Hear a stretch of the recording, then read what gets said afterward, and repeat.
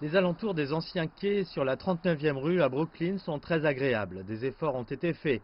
De nouvelles entreprises et de nouveaux appartements se sont installés dans les anciens entrepôts, pas trop loin de Manhattan. Mais la 39e rue abrite aussi un secret, un sombre secret lié au Covid, qui n'arrive que maintenant lentement à la lumière.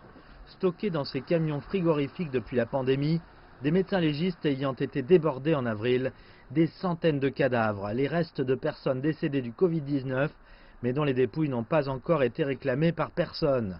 Plus de 600 d'entre elles se trouvent toujours ici. Comme nous l'avons filmé, le soleil de midi a choisi la Statue de la Liberté, qui est en fait à plusieurs kilomètres à travers le port. Sous cet angle, il semble qu'elle surplombe les camions en montant la garde. Ce que beaucoup de parents ne savent pas, c'est qu'ils ont le droit de demander une inhumation gratuite ici.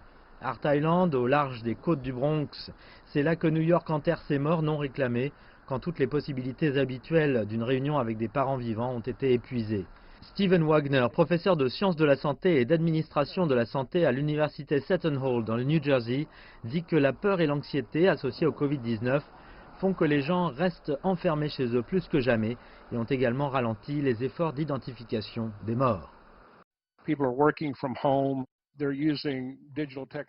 Les gens travaillent de la maison, ils utilisent la technologie numérique, ce qui rend beaucoup plus difficile de faire leur travail. L'accès aux dossiers et à l'information peut être difficile, alors je pense que tout le processus est rendu plus difficile simplement par la nature de la pandémie.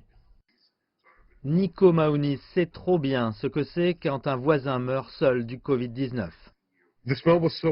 L'odeur était si mauvaise que c'était comme du lait aigre, comme si quelqu'un avait laissé de la viande à l'extérieur d'un réfrigérateur pendant une semaine. Ça sentait tellement mauvais.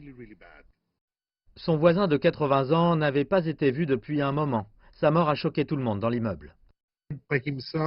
Il est mort tout seul à 80 ans. Il est resté étendu sur le sol pendant 30 jours et personne n'y a prêté attention. Personne ne l'a contacté pour savoir s'il était toujours vivant.